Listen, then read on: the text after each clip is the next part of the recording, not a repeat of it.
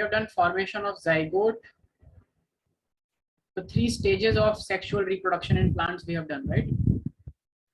Pollination types, formation of zygote, double fertilization, then was formation of fruits and seeds, parthenocarpy, and the benefits, right?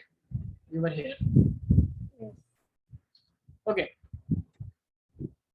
So there are certain, as far as your boards is concerned, you have to know this, but for your entrances, you have to know more things in detail after this. Okay. So what I can do is, let's do one thing. In plant sexual reproduction, let me first give a brief recap, and that we will do from Memuna. Tell me about double fertilization. What did you do in double? Yes. Yeah. It is the characteristic feature of angiosperms of flowering plants, and here the male generative nucleus and the egg cell forms zygote, which is embryo, and in the second case, the male vegetative nucleus comes in contact with the two polar nuclei and forms endosperm, which is a triploid. Yes. Yeah, that's Okay. And we call it double fertilization. So what does, so embryo and endosperm, where are they both present?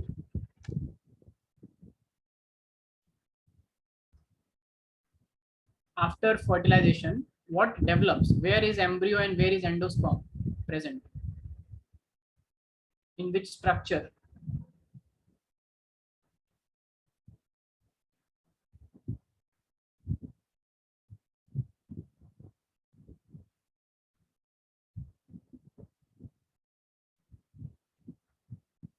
Naman, are you there? yes, sir. Yes, I'm asking. So when this, so where is this fertilization happening in a plant? Mm, In ovary? Yes? yes, Yes. So it's happening inside the ovary, in the embryo sac present in the ovule, correct? yeah, Yes. After fertilization, that whole ovule will become a, what will the ovule become? Containing the embryo sac, what will it become? Seed. seed. Yes. So where is the embryo and the endosperm? In the seed. Yes, Remember I gave you this example that when we put a seed in the soil, a radical and a plumule comes out. See this? yes, So this plumule and this radical which comes out are the part of embryo that is developing, right? This is the plant embryo, which gives rise to shoot and the root. And whatever is present in this cotyledon, that stored food material, is called the endosperm, correct? So both are yes, present inside the seed. Is it clear to all of you? If it is clear, this is one question that is ready for, that you are ready for.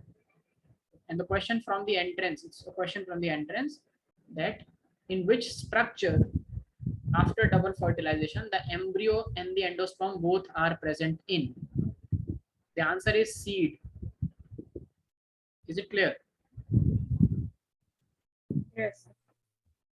Okay, Minashi, you're there? Tell me, what did we discuss about fruits and seeds formation? Ovules are developed into seeds and ovaries are developed into fruits. Then there are two types of fruits, false fruit and true fruits. False fruit means the fruits that are formed from other parts of the plant, like peria and thalamus. When you are, Minashi, when you are writing Yes, fruits which are formed from other parts of the plant, then you have to tell other than what? Fruits, an ovary. yes, so fruits which are formed from other parts of the plant apart from ovary. You understand? Yes, sir. Good. And true fruits are formed from the ovaries. Yes.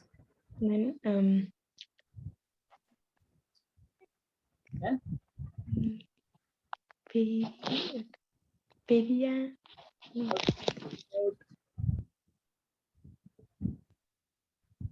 Multiple seeds and single seed.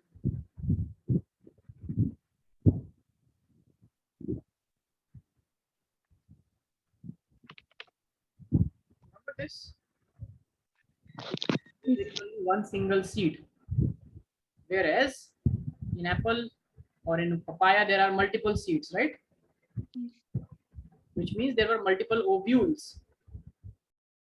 Where there was a single ovule. Yes or no? Yes. And then what else? Then parthenocarpic fruits means the fruits that are formed without fertilization. There are two types of parthenocarpic fruits, vegetative parthenocarpic and stimulative parthenocarpic. These are two types of parthenocarpic processes. Parthenocarpy can happen either due to vegetative reasons, vegetative mode, or a stimulative. Parthenocarpic fruits are parthenocarpic fruits. They are seedless, but they can form due to two ways. Yes, tell me. For vegetative, there is no need of pollinators, and they are seedless fruits. For stimulative, we can run by like blowing air on the ovaries or by ovipositor of a wasp inserted into the ovaries. And these are beneficial in commercial field. Yes, what are the benefits?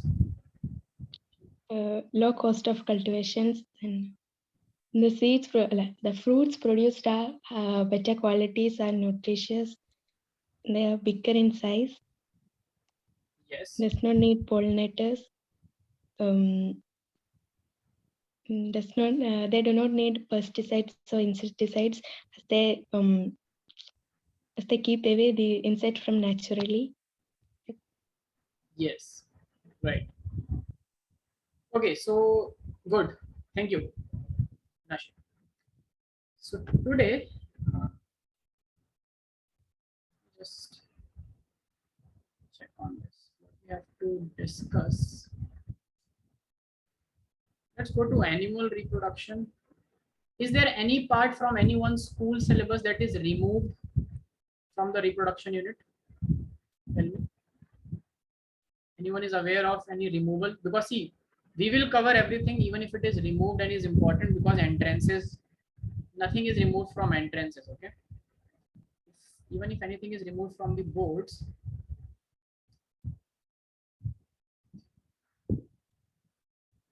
just checking your school curriculum. I'm just checking an NCERT. Everyone has everyone has NCERT with them right now? Yes, sir. Yes, please open your NCERT and go to page number.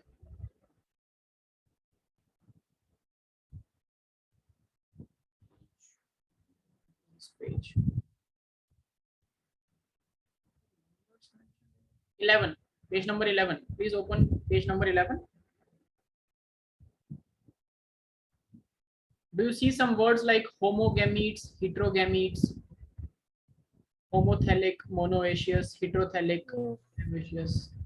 All these black highlighted words. Everyone has opened NCERT. Anyone who does not have an NCERT right now? Say yes or no. Everyone has? Say yes. Yes. Okay. So page number 11, just mark that page. All the terms on page number 11 of your NCERT, we have discussed in class. You just have to read it. And all these terms are very important for boards and also for entrances. So page 11, make a mark, or any way you want to mark your book. You have to read this page in detail, a complete page. So this is your in class assignment for today. Write down page 11 NCERT. Written?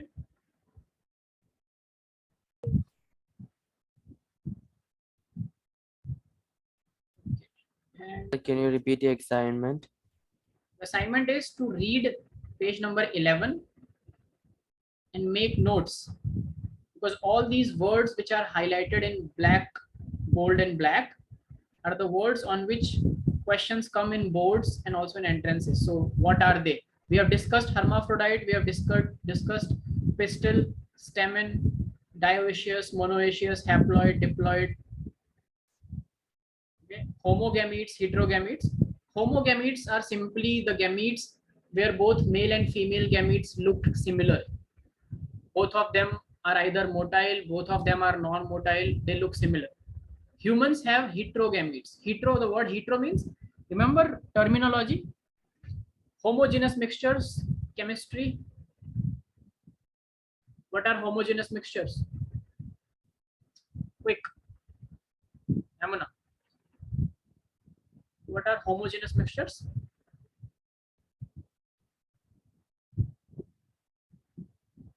Yamuna, are you there? Yes, yes. What are It is a homogeneous? mixture. It is a mixture where it has a uniform composition throughout the mixture. Yes, same composition throughout. Homogeneous means same, similar. And hetero means different. A sand in a water is a heterogeneous mixture. Salt or sugar in water is a homogeneous mixture, correct? So homogametes are the gametes which look similar. You cannot differentiate between the male gamete and the female gamete just by looking at it. Heterogametes are what humans have. Sperms look distinctly different from ovum. Sperms are motile. They have a worm-like cylindrical structure. Ovums are round, like an egg. Okay, is it clear? Yes. Yes. Now also come to page number 12. Page number 12 is important from the perspective of uh, the concept of sexuality. So this is what you have to understand. Let me just take this figure from page 12 and put it here. Then we can discuss this. This chapter is deleted according to the CBSE circular. What? This chapter is deleted This chapter is for deleted. boards. Yes. Okay. Yes.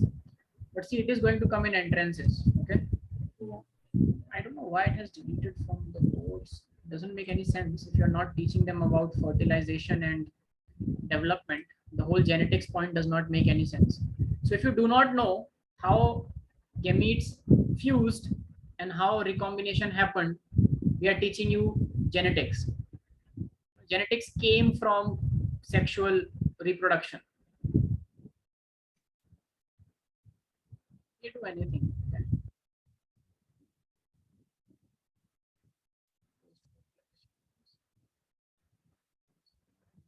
Okay, the chapter of is chapter 2 also deleted?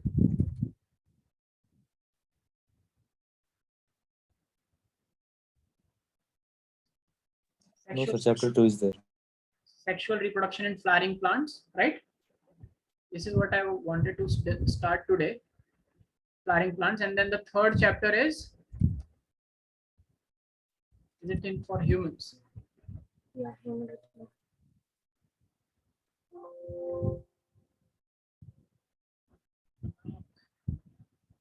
Human reproduction, yes. So plants and human reproduction is there in your syllabus, correct? Yes. Everyone's syllabus. Okay, so what would you like to begin with? Yeah, the plant part or the animal part first? The human part first. Let's go with the majority. So the basic concept is clear. Actually, we have already started with plant part. Let me just check. Just give me one more minute, people.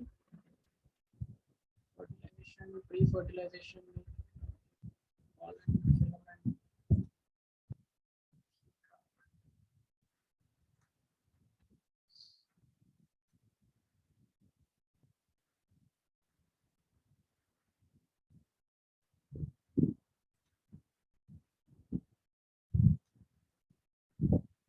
7-celled 8-nucleate structure of embryo sac is also clear to you, correct? Yes, sir.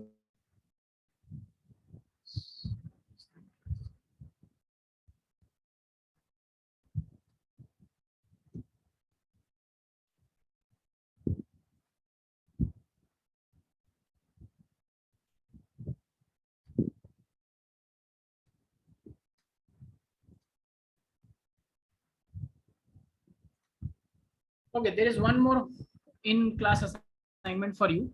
In your chapter 1, the things which are omitted from your boards point, there are some entrance question in those. So we'll come to that. So page 11 and 12.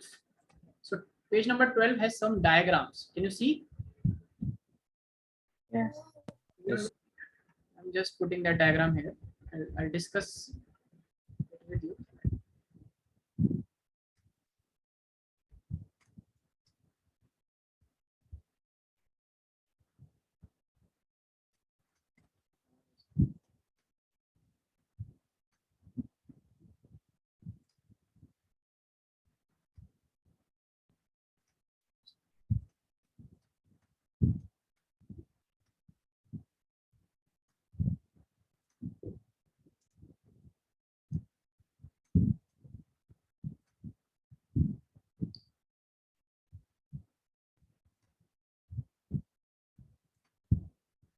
Okay, so write down the homework for today.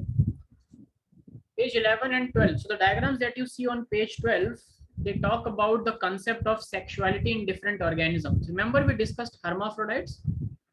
All of you remember hermaphrodites? Yes. What are hermaphrodites? Organisms with both the sexual organs present in the same body, right? And similarly, we also discussed monoecious and dioecious, right? So what is monoecious and what is dioecious? Ramana? Paratif? Monoecious and dioecious. Can you repeat what you asked? What was monoecious and dioecious that we discussed? Like it's for unisexual flowers. If both the unisexual flowers on the same plant is monoecious, if they're on different plants, it's dioecious. Mono is for single and the oecious is for body. So if in the single body there are both sexes present, it's a monoecious. So bisexual organisms are called monoecious organisms. And unisexual organisms are called dioecious organisms. Is it clear? Yes. So all of this, please keep discussing. Yes, here it is. Hermaphrodites.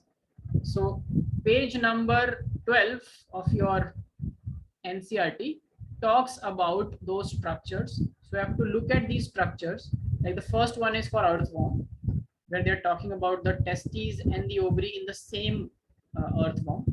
Then in cockroach also, but in cockroach there are different male and female cockroaches, right? So see, this is called a dioecious. Cockroach is a dioecious organism, whereas a earthworm is a monoecious organism. Is it clear? Yes, sir. Yes. Yes. Then the C, the diagram C is for a plant which is also again monoecious. One body, which means both sex organs present. That's called Cara. Cara is the plant on which you will see Antheridium, which is a male sex organ. Can you see the screen that I'm sharing?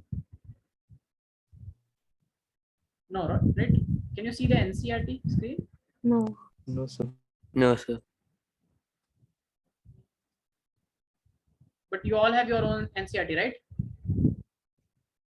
Yes. Yes. Yes. Look it in your NCERT. The plant C, example is Cara. On the same body of the plant, you have Oogonium and Antheridium. That is the concept of monoecious. Okay. So these are asked in entrances. Whereas in D, another plant which is a dioecious plant, Merchantia it's also called. So Merchantia has a different female body and a different male body, which is called male and female thallus. And on these different male and female bodies are different archegoniospore, which is for female, and antheridio. Remember the word anther or the word andro is always associated with male. The word archegonia, the word gynoecium is always associated with female. Is it clear? Yes, sir. Yes. These are just some examples and their structures that you have to keep in mind. Okay. Now, for today's class, what I'll be doing is in sexual reproduction, we'll be talking in detail about this one structure, which is what? It's called-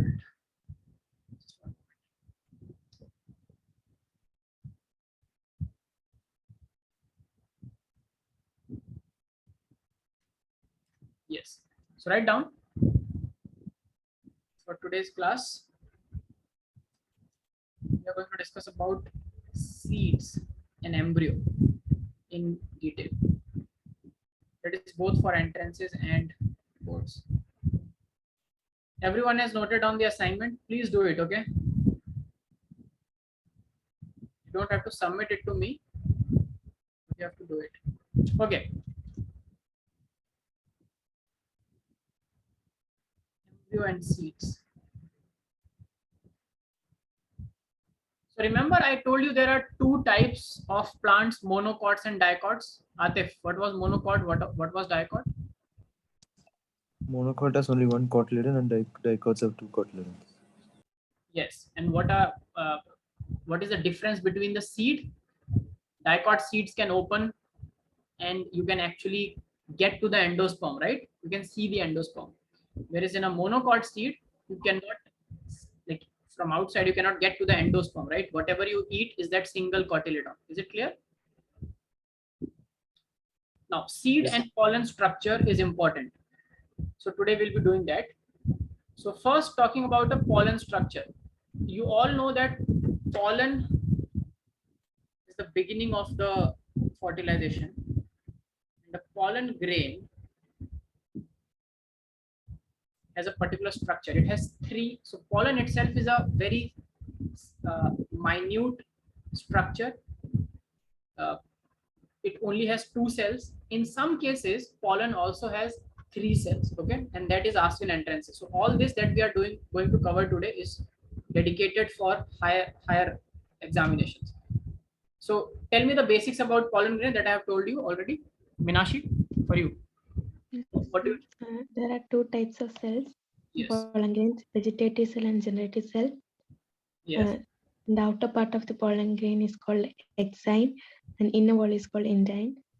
They are covered by the exine are covered by sporopollenin. Yes. And what was sporopollenin?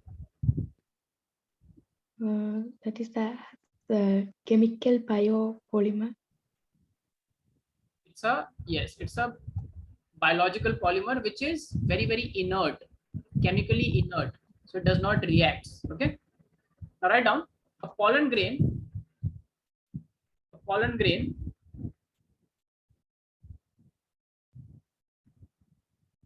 can be found in different shapes, textures and sizes in plant biology.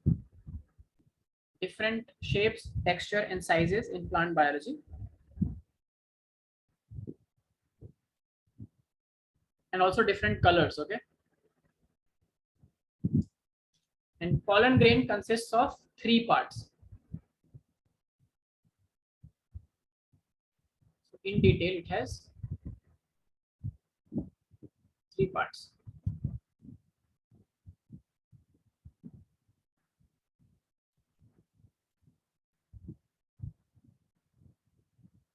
First part is the internal cytoplasm. Okay. Now in this part, it contains the living component, the cytoplasm, or when we call it living component, we call it protoplasm. Protoplasm is just simply the cytoplasm. All the part that makes a cell living is called protoplasm. So the living component is present, and this component rapidly deteriorates. So it gets damaged once a pollen gets fossilized. You know what is fossilization of pollen? Fossil. What is a fossil? People, fossil. Namuna, what is a fossil?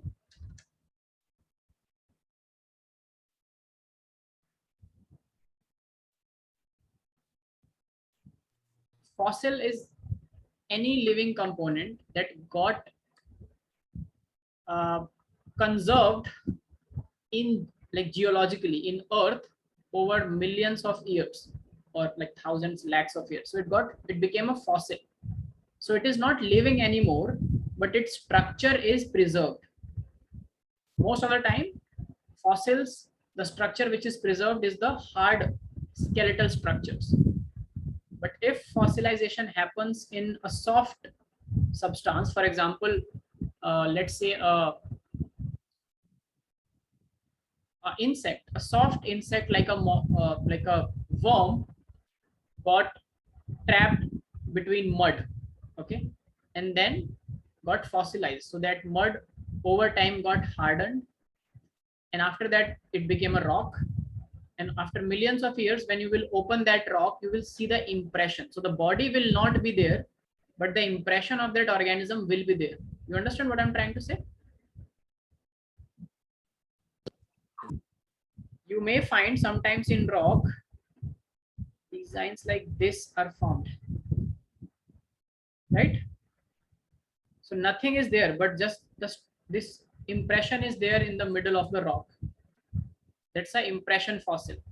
You understand what I'm trying to say, everyone? Yes. Yes. But sometimes you will see bones, exact bones, which are squished between the mud or between the rocks. That is the actual structure which is present. Over time, that also gets calcified, but you understood what I'm trying to say. So for pollen, the internal part is actually very, very soft. And it's because it's soft,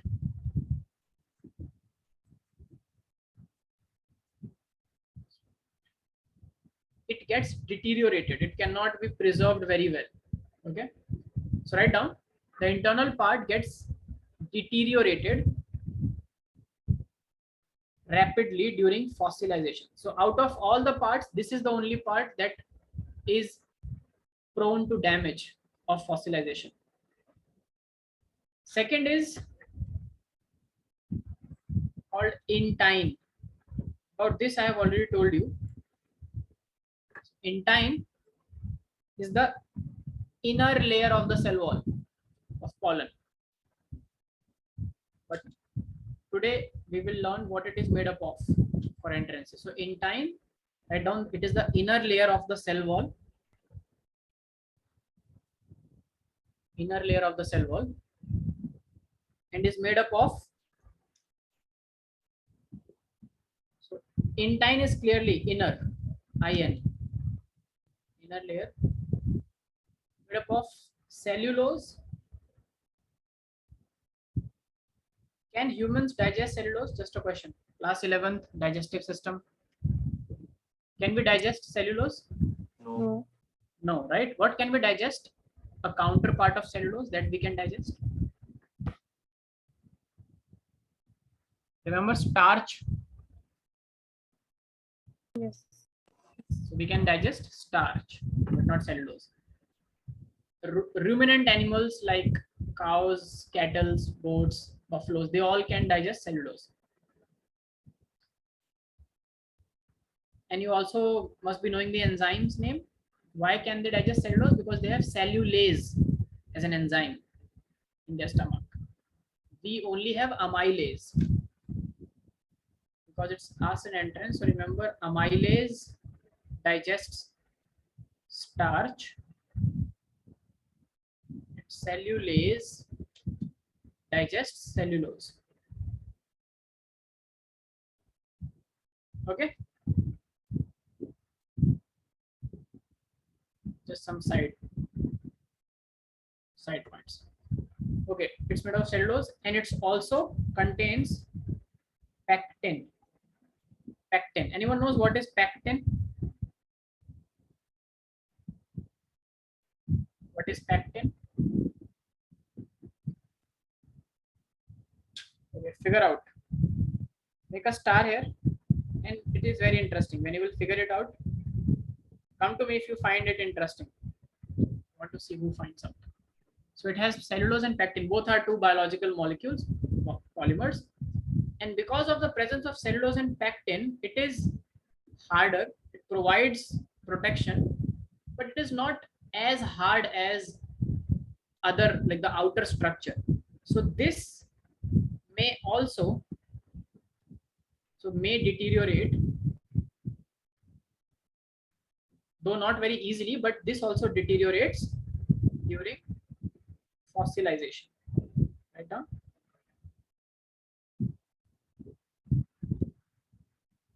Is it clear? So the intine and the internal cytoplasm, the protoplasm, both deteriorates during fossilization. But what does not deteriorate is the most external part, which is known as exine. Yes, the external part, exine. Write down about exine. It's the outer layer of the cell wall of the pollen. Outer layer of the cell wall of the pollen, made up of sporopollenin. Sporopollenin, and you already know sporopollenin is one of the most resistance substances in biology.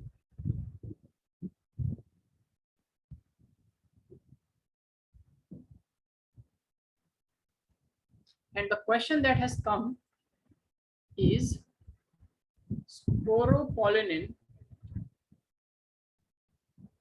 is actually derived from a polymeric substance, a chemical substance.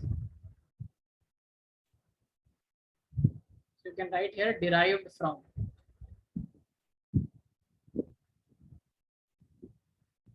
Called terpene.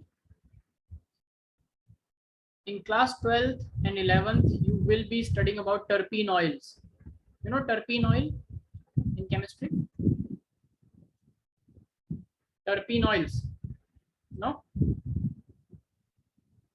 Okay, make a star mark. Go and find out what is a terpene. Who is interested? I think, was it Atif who wants to become a veterinary? No, it's not. It's not from this batch. Okay. Yeah. What were you interested in, Atif? Biotechnologist. Pharmacology. Oh, exactly. Pharmacology. Then you should be knowing terpenes before all of us. So go and figure out pectin and terpenes. Okay. What are these? It's from chemistry, but lot and lots of implications in drug designing, pharma. Okay. If you want to go into pharmacology, you should be knowing about pectin and terpenes. Make a star mark, you have to figure it out. Write down. So sporopollenin is derived from a polymeric chemical substance called terpenes. So this was a question. That's why I told you.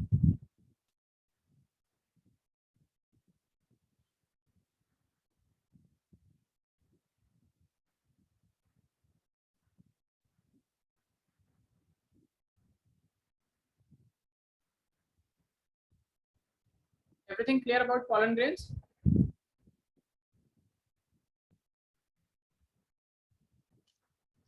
Yes or no? If you're writing something, tell me, I'll dictate.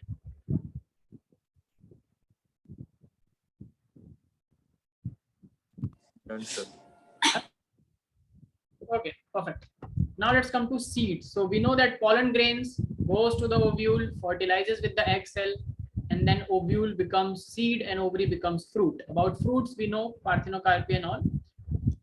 Let's talk about seed. Write down structure of seed.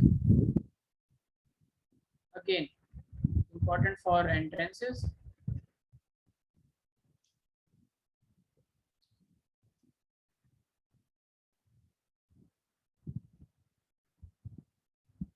Basically, seed has again, seed also has 3 layers or 3 components, not layers. Don't write layers because they are not exactly like layers, but write down seed has 3 components, two of which you already know. I asked, I think in the beginning. First is embryo, right? A seed has to have embryo, otherwise what is the point of a seed, right? That is what has to grow into a plant, correct? The second is to nourish the embryo, what should be there? Quick. Endosperm. Endosperm, perfect. Then what should be the third part? To protect both of them, what should be there? Cotyledons. Seed coat. Cotyledon is endosperm only, na? Cotyledon is filled with endosperm, but there has to be a seed coat. How many of you have had gram, the chana? There is a hard covering that comes out of the chana, even the roasted chana, you know? Yes, what is that hard covering? That is seed coat. In class 11th, when you studied class 11th, remember the topic where you studied osmosis? Yes, sir. There was one term that you studied called imbibition. Forgot or remember? Imbibition is the process by which water is absorbed by solid substances, and then those solid substances swell up because of hydrostatic pressure, Turgor pressure. Remember? Say yes or no? Yes. Yes. This way you can even split boulders. An example, so if there is a crack in a rock, you fit a wood, a piece of wood which is exactly tight, very tight to that crack and the shape of the crack, and you fit it somehow inside it, and then let one monsoon season go or two monsoon season go. So when rains will pour, that wood will imbibe water and start swelling, and the pressure will be so much that it will split the crack even further. You know about it? Say yes or no? That's called imbibition, the power of hydrostatic pressure. You know, one example was given in your class 11th NCERT that because of the process of imbibition, the seedling can emerge from the seed, breaking the seed coat apart. Is the old memory coming back, people? See, you Yes. have to keep going back to class 11th and keep revising certain things, because whatever I'm going to teach you is not exclusive, it's inclusive of whatever you have learned till now. And if any concept is weak, please speak up so that we can discuss. So seed coat is a very hard substance that protects the seed. Then how does a seedling comes out of it? In a pollen, if this is board's question. So how does pollen tube comes out of the pollen? Because at certain places the exine is absent, only the intine is present, right? Yes or no? Yes, sir. So the tube can just grow from those areas. No need to break things, because it's a pollen tube cannot break a sporopollen coat. So it has to be absent somewhere. Now this seed coat is just hard. Okay, and it is not absent anywhere. It is completely covering the seed. But still the seedling, the embryo has to come out. So how will that happen? When you put a seed in the ground, what is the next thing that we do? What does Water it. Water it. Why do we water it? Because the seed is in the coat. Is it taking in water for nutrition? No, not yet. What can absorb water for nutrition? Roots. Yes or no? Yes, sir. Does a seed have roots? No. And radicals have yet not come out. So first few rounds of watering is just to let imbibition happen and the seed coat to break with the force of hydrostatic force, because it will swell up when it will take in water, and when it will swell up it will break apart because it is not flexible. So seed coat will break and the seedling will now get a chance to grow out. Is this process getting clear to all of you or not? Let me explain once more. So the seed coat, the outer covering, absorbs water, starts swelling up, and when it swells up, it has a pressure of water called hydrostatic pressure in building inside it, because of which it bursts. It bursts means it breaks open. And when the seed coat breaks, now the embryo gets the chance to grow radicle and plumule and come out of the seed. If you will simply see a germination video on YouTube, you will understand what I'm trying to say. Is it clear? Is it making sense? Yes, sir. Yes. Now write down seed coat. So we'll first talk about seed coat. We'll go in this manner. Let's go from outside to in. In the inside, there is embryo covered by endosperm, covered by the seed coat. So let's first talk about seed coat. Write down. It protects the internal parts of the seed, which is endosperm and embryo. It protects the internal parts of the seed,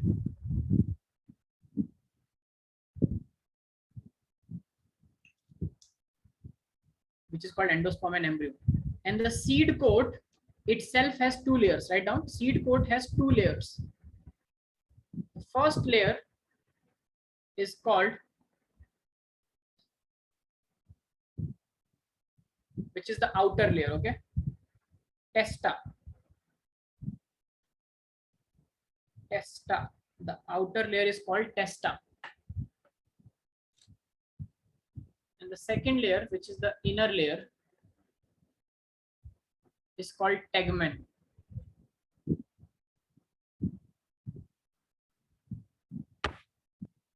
Is it clear, people? Testa and tegmen. This you have to remember for entrances. So testa and tegmen.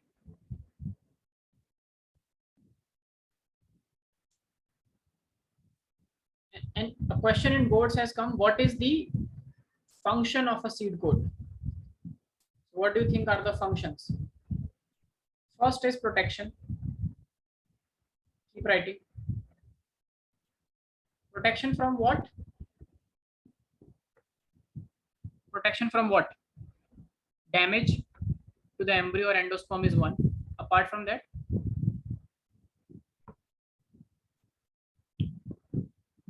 parasites, right? Protection from parasites. And what else it could be?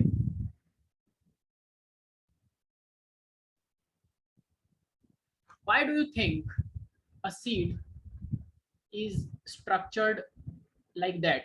That it has a seed coat, which also has two layers, the outer, which is called testa, and the inner, which is called tegmen. Both are very hard coverings. So what are we, and I also explained ambibition to you just right now. So taking both the things in your mind and the logic, can you think what is the importance of a seed coat? Anyone?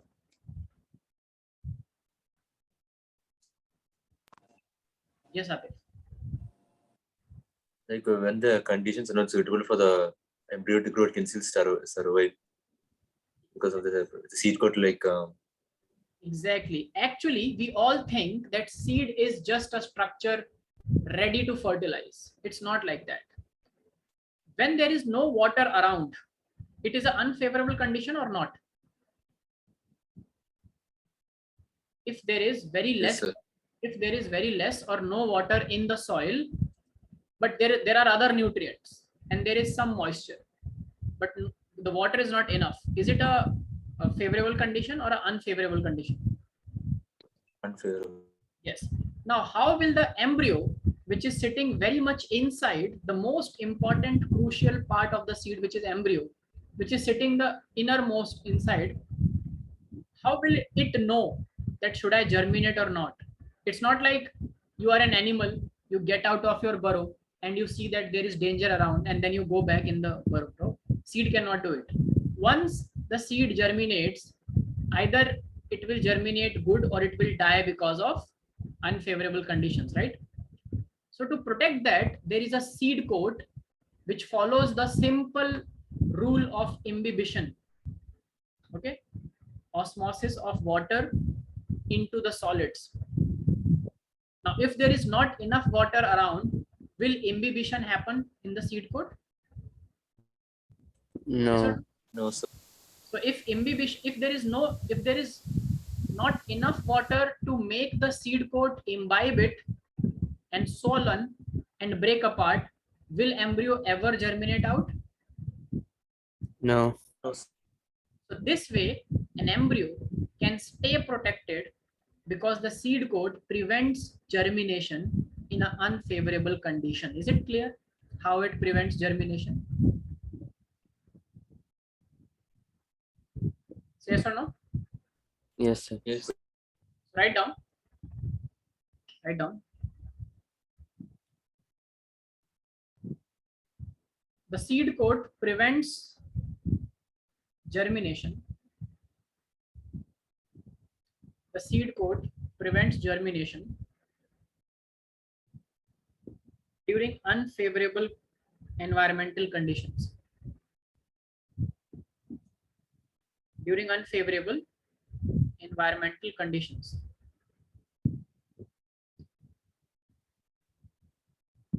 Okay. So the testa is the outermost layer and it's the thickest layer. Tegmen is the innermost layer, inner layer, and is thin layer. Inside this is endosperm. Inside that is embryo. So seed coat is clear, right? No confusion in seed coat.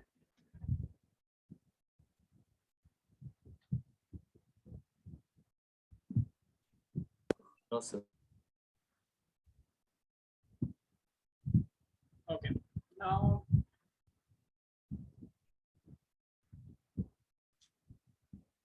so should I tell you this because it will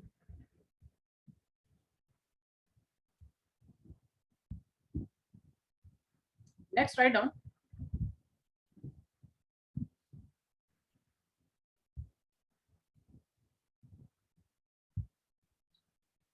How many of you have seen a chiku seed? Sapota. Because I think I Sir, should. can you repeat? Chiku, a sapota seed. Sapota, chiku. You know that fruit? There's a fruit called chiku. Yes, sir. The English name is sapota. Have you seen the seed of it? So what I want to tell you is it has been asked few times in entrances, but let's not leave it. There is something called hilum. A structure in seeds is called hilum. Remember I told you about micropyle in ovules? Micropyle, the micropylar end, the chalazal end. Yes or Yes. no? Yes. So towards that micropylar end, when the ovule develops into seed, that end has a opening, a small opening through which the radicle and plumule comes out when the coat is broken. So there is a small hole-like region, and from there, a structure called hilum is present. Okay. Now this hilum is equivalent to navel of the human. This is what was asked. Equivalent to navel in humans. What is a navel in humans? In the middle of your belly, you will see there is an opening. Like now it's not an opening, but at one point of time it was an opening. What was connected to that opening? That navel part? What was connected to that? Umbilical cord. People, are you not interested? Or what? Remember umbilical cord? Yes. Yes, sir. Now, hilum is the part of seed. It is also like an opening through which the radicle and plumule, the developing structure, comes out through the micropylar end, and that is called hilum, and it's equivalent to the navel in humans. So write down hilum is a structure present in seeds towards the micropylar end. Structure. Can you repeat? Hilum is a structure present in seeds towards the micropylar end. And I hope micropylar is clear.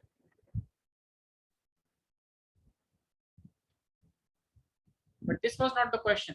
Question was which structure in a plant embryo or a plant seed is equivalent to the navel in humans? So the answer is hilum. Is it okay?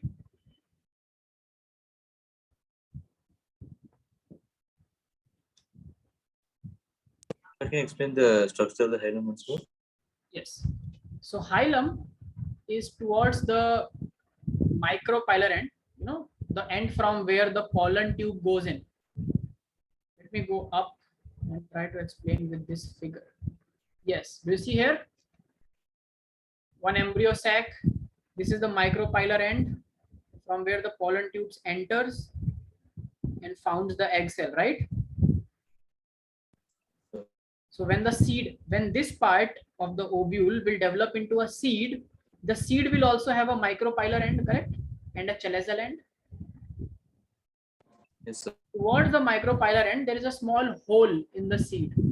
It's very much visible. I gave the example of a chiku seed because it's visible in a chiku seed. It's also visible in a mango seed. If you eat a mango, you can do this experiment for yourself. Put that mango seed to dry. So when the seed will dry, it opens.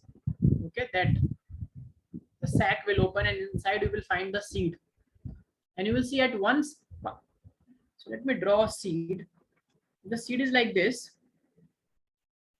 You will find towards one end there is a small hole, basically from where the developing structure germinates. One goes up and the other goes down. This becomes radicle and this becomes plumule. Are you understanding this point? Yes, sir. So this part here, hole-like structure, is called hilum, and it is equivalent to the navel of a human embryo, which placenta is attached. Sorry, umbilical cord is attached, and it is towards the chalazal end, towards this end. Sorry, towards the micropylar end. Is it clear now, Atif? Yes. Yes. Was it you who asked? Was it Saifullah? I ask, sir. Okay. So is it clear? Yes, sir. Hilum. So I have seen that question once, not multiple times, but you just should know what is a hilum. Okay. So seed coat is clear. Now write down endosperm. Endosperm. We are going inside, so outside to in. So from seed coat, as we move in, we will get endosperm. Write down. Endosperm contains nutrients for the developing embryo. And what nutrients? What does an embryo needs to develop? What does an embryo, any embryo, plant embryo, animal embryo, what does it needs to? Sir, endosperm contains nutrients for? Nutrients for the developing embryo. Endosperm contains nutrients for the developing embryo. And what nutrients are very much important? What are the basic nutrients Sir, important? NPK? NPK is important for the plant function. Nitrogen, they are not, and they are called elemental nutrients. They are elements, right? Macro and micronutrients. But in general, when an embryo is developing, embryo cannot take nitrogen separately, phosphorus separately. When you were developing, when you were growing, what all did you needed? Why do we eat food? It's so simple, I cannot ask. Why, sir? Why do we eat food? To get what? Nutrition. What nutrition? Nutrition is a vague term. What do we need from that food? Vitamin, minerals. These are the least important things, very important, but we need it in the least quantity. You forgot the most abundant things. Carbohydrates? Exactly. We need carbohydrates and proteins, right? So write down endosperm contains carbohydrates and proteins to support the embryo during germination. Carbohydrate is a source of energy and proteins are the building blocks of any organism, correct? Yes or no? Yes, sir. So when a seed is developing versus when a baby is developing, they both need these two things.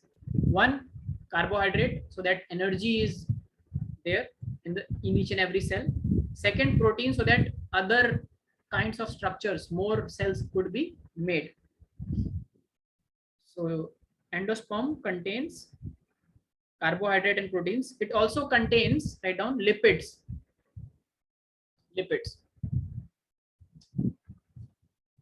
is a very major component of a lot of seeds. You know, all the seeds can be churned to get oil out of it.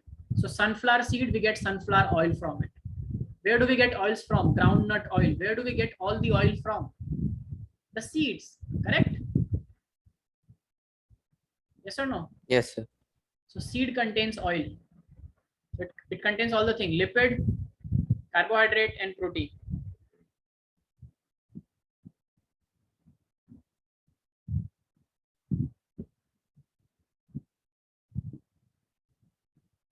And this is a board question. Write down the question.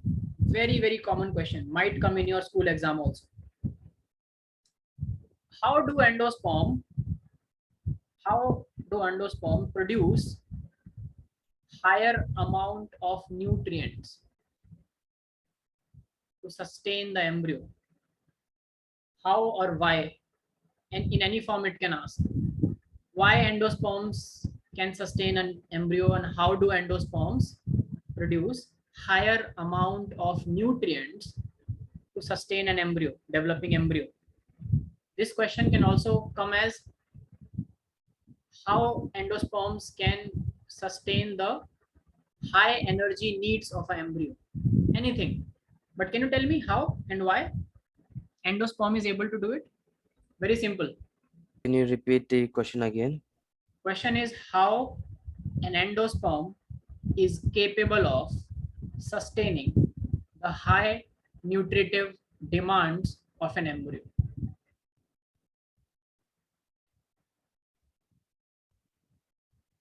In other words, why is endosperm a nutritive tissue?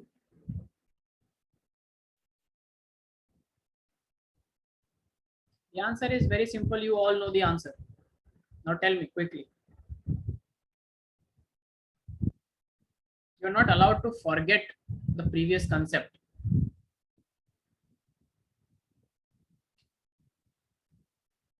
What is special about endosperm? Namuna?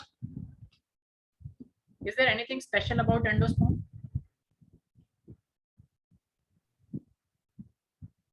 Namuna, you are mute if you are speaking. Yes. Yes. It is formed by the fusion of secondary nucleus to second male gamete. So it helps in developing embryo. But what is special? You just said two terms. It develops by the fusion of polar nuclei or the central cell with the vegetative nucleus of the pollen. Hence, it sustains the embryo. No. What is special about the endosperm tissue which is not there in other tissue types? Minashi. Is that triploid? Exactly. If you write anything, even if you write a 4-page answer for this question without using the word triploid or what we call it, 3 times the genome copy or genomic component is triploid, you will not get marks. And what is special about being triploid? Can anyone tell me?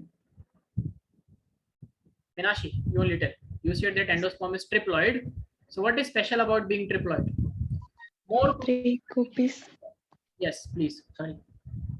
3 copies. Sorry. 3 copies. Of the genome means what? If there are more copies of the genome, which means what will happen more? Ovules. What is present in the genome? DNA. What is present on the chromosomes? In DNA. What is present on the DNA? Gene. Genes. And what do genes do?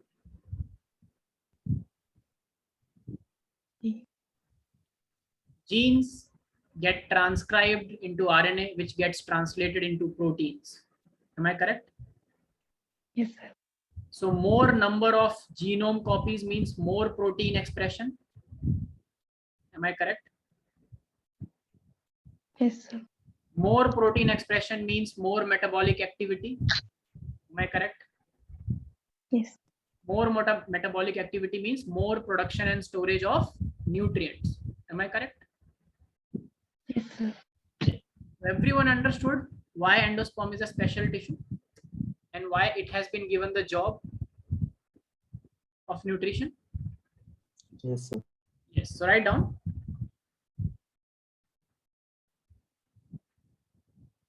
Endosperm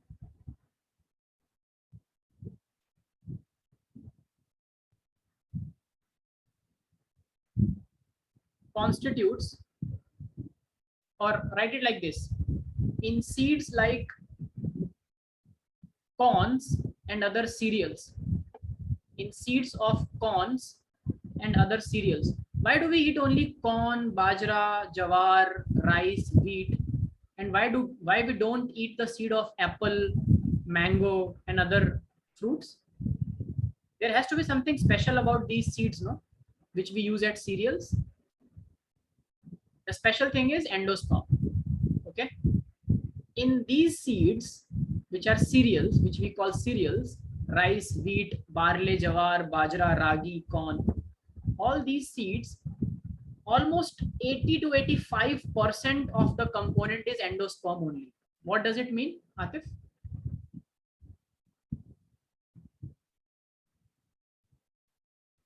What does it mean? If a major component of a seed is endosperm only, what does it mean? It means lots and lots of nutrition. And this is what you would like to eat in your breakfast, correct? Yes or no? Yes, sir. Yes, write down. In what did I say? In seeds of corn and other cereals, endosperm constitutes a major portion of the seed. Endosperm constitutes a major portion of the seed. Okay, that's why we have chosen those plants for our staple food. Whether it's wheat, it's rice, one grain is staple everywhere. At least one. Okay.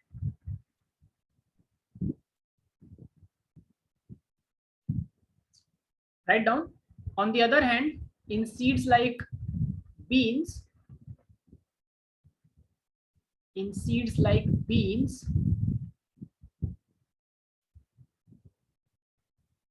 the endosperm is utilized.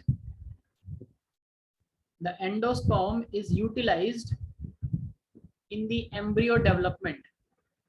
The endosperm is utilized in the embryo development and is absent in the seeds. Okay. So that's why beans contain proteins, right? Dal, all your lentils, beans. So the endosperm is utilized? Endosperm is utilized in the embryo development. In the embryo development. So now do you understand why some seeds are source of proteins like pulses, all your dals, beans, and some seeds are source of carbohydrates like rice, wheat, ragi, jawar, bajra. Is it clear to you now the science behind it? Yes, sir. Because some plants use all the endosperm in embryo development, like beans, like other pulses. Okay, so it is endosperm is absent in the seeds. So most of the time, it's just the protein which is formed is present. Okay, with endosperm, one question which is very common entrance question is about coconut. How many of you like coconut water?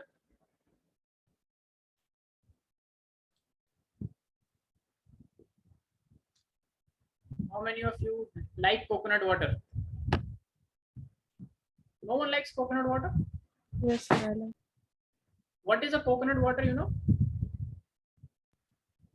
It is a liquid endosperm. Coconut water is a liquid endosperm. That's why it's very, very nutritive. Right down. Coconut water is a liquid endosperm. It's also called free endosperm because it's not stored in a tissue. It's free, floating in the liquid. Free endosperm.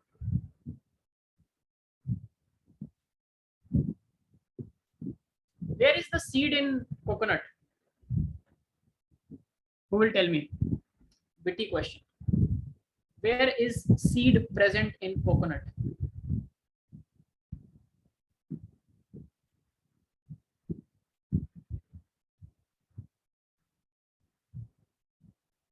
People.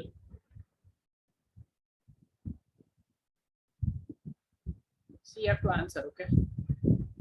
These are some important things. The coconut is the seed. Exactly, coconut is the seed, right? The outer part is the outermost seed coat. Over it is the, so what is the fruit of coconut?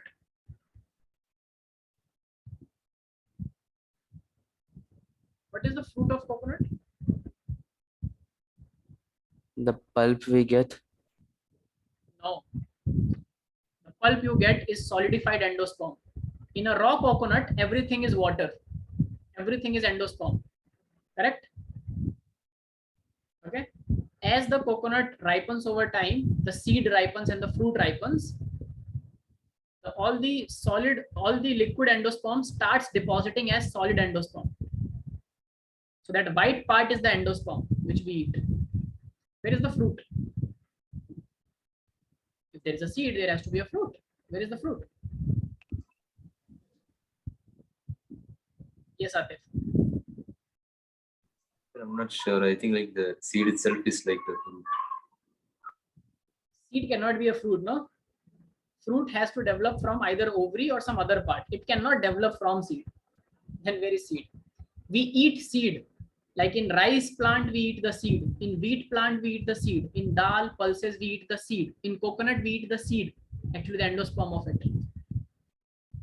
And that hard part which we break, remember that? That is the seed coat. Okay, people? Fruit is the husk, the fibers. That is the fruit. So when it gets ripened, it actually gets dried. Remember the husk? Removing the husk from the coconut? Yes, sir. Yes, sir. When it is not ripened, when it is raw, a coconut, that part is very, very hard. And it is made up of sclerenchyma tissues. Class 10th, I believe you all know what is a sclerenchyma, what is a parenchyma, what is a mesenchyma. Please say yes, you know it. You know about parenchyma? Big cells with lots of storage capacity in plants. Some fruits are harder when you chew it, like guava and pear. Have you felt it that guava and pear as a fruit are hard Yes, sir. because they have lots of sclerenchyma tissues, which are fiber-like tissues, very strong and very hard. Sir, is almond also the same? Almond is the seed. In almond also we eat the endosperm. Yes, exactly the same. Because it also has a seed coat. Above it, there is a husk type thing, right? If anyone has seen a raw almond, you will see that above it there is it's just like it's analogous to a coconut, correct? You remove the top part, you burst it open, and then you take almond out of it, correct? Maimuna? Yes, sir. Yes, that's right. So the fruit part of the coconut is not edible. It dries up and becomes the husk.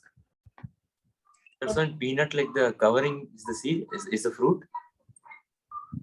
Peanut, the cover is the seed coat. No, sir, like there'll be like a white covering which we open and get seeds, right? Is Yes. that the fruit? Peanut, there are two types of covering. So let's make a peanut. So a peanut is something like this, correct? So you see that the Yes, sir. peanut has a micro texture arrangement. If you see a peanut very carefully, that this texture, you will see that there is a micro textural arrangement, like lots of fibers in that outermost covering. So when you break it open, on the inside, you will find there are 1, 2, or 3 seeds like this arranged, correct? Yes. Yes. And then you take this seed out. In this also there will be a very fine flaky covering from which seeds comes out. Yes. Yes. And Yes, then sir. that seed can open into 2 parts. So it is a dicot. This is the endosperm which we are eating. And if you pay very careful attention, in a peanut, at the top there is something and at the bottom there is something attached. If you open a peanut seed, 2 things, very small 2 components from the top and bottom will fall.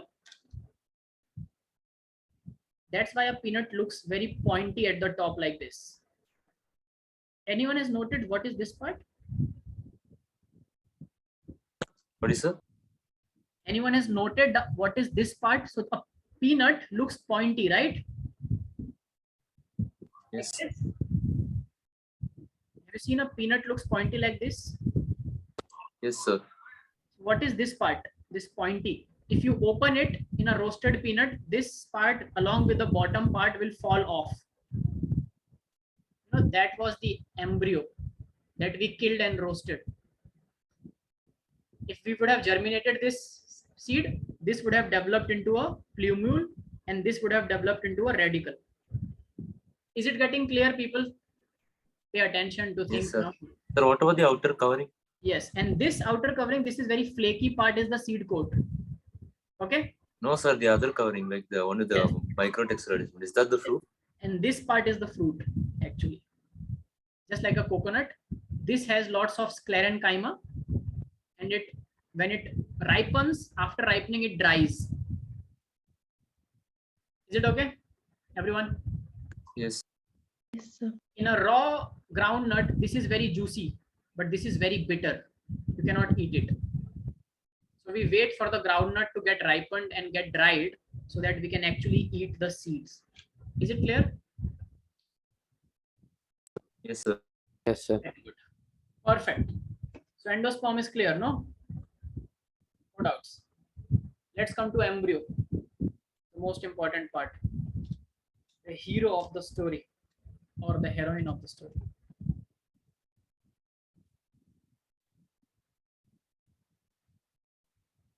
Embryo. Write down. Embryo has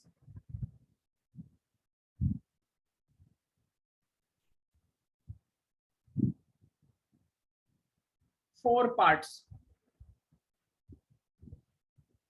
Lots of things to remember, no? Embryo has four parts. Okay, before writing the four parts, write down. It is the most important part of the seed. Okay. Most important part of the seed. It is diploid. It is diploid.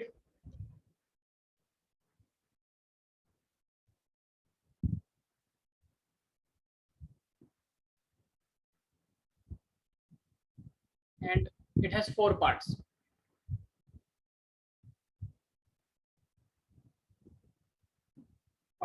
Four. First part is called epicotyle. Epicotyle. The word epi means epi. Outer? On, yes, outer, correct. Epidermis, right? Dermis means the layer of the skin. Epidermis means the outermost layer of our skin. This is epidermis. So, and the word cotyle, have you heard this word before? It comes from cotyledons. Yes. So these two are cotyledons. Okay. And there is something at the top of the cotyledon called, remember this part here? Yes, sir. This is called epicotyle. This is called hypocotyle. Hypo means the word hypo. Second part is hypocotyle. What does the word hypo means? So epi means outer, write down. Cotyle comes from cotyledons. Hypo means Under something like that. low. Hypo word was there in this chapter, diffusion. Hypertension, hypotension, or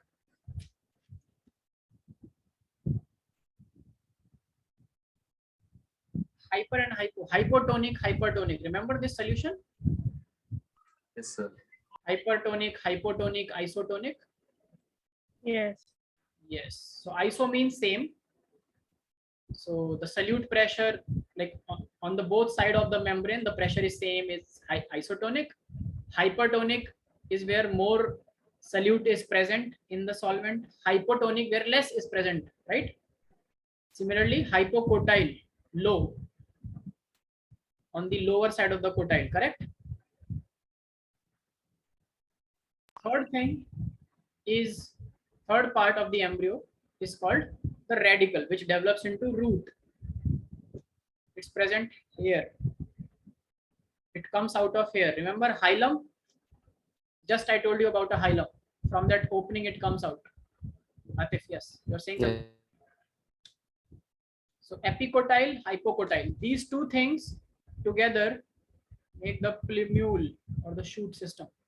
And then radicle.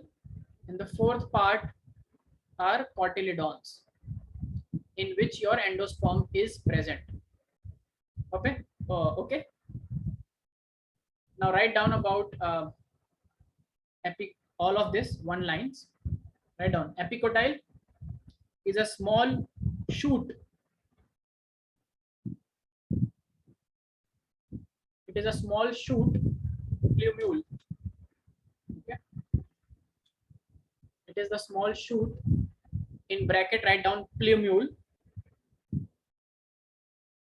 which gives rise to the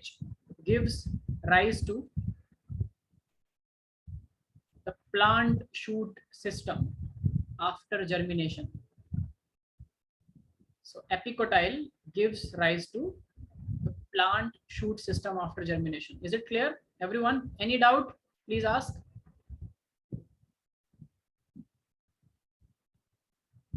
Yes or no? Yes, sir. Yes, sir. Next, hypocotyle. Write down.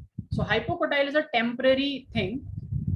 Have you seen, because you have not done this experiment, so when a seed germinates, you put the seed in any arrangement. So when you are putting the seed in the soil, the seed is falling like in any arrangement, correct? Yes. Right down. So if this is a gram seed, which looks like this, if you put it in the soil, it will not be like this, no? It could be in any orientation in the soil, right? So first, what emerges out of the soil seed is this hypocotyle, which is it is also known as the primary root, but it is not a root actually, because radicle gives rise to root. So hypocotyle still being a part of both plumule also and root also, but it is temporary. So write down hypocotyle is known as the primary root-like structure. It's known as the primary root-like structure that emerges from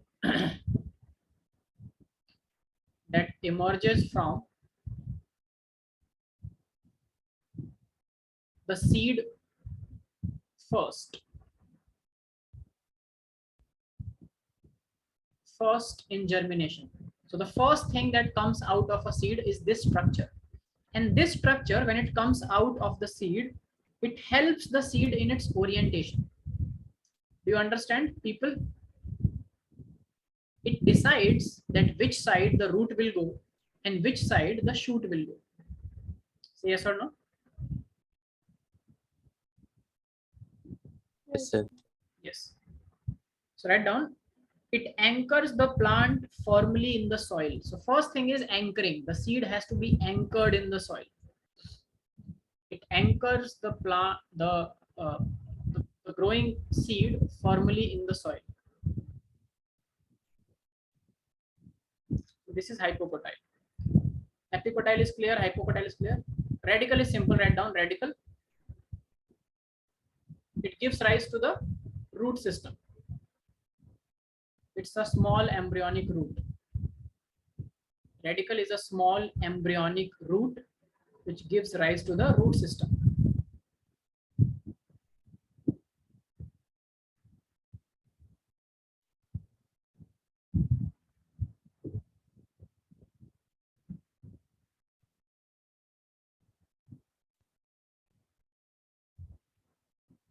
Okay.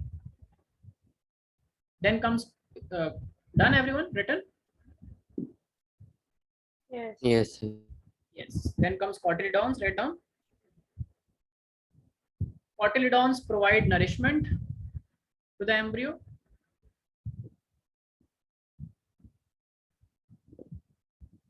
It looks like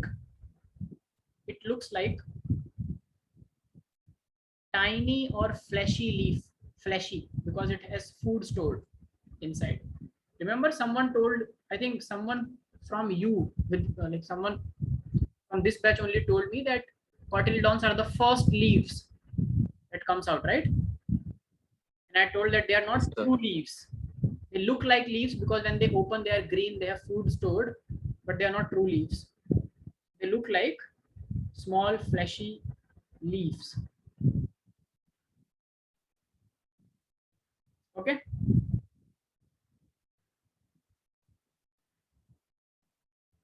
And what do they store? Starch and protein. They mostly starch and protein. Starch and protein.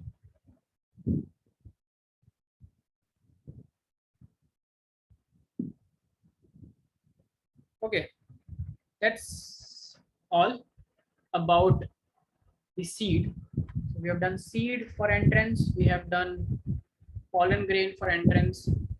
Everything is clear. Any doubt in any part?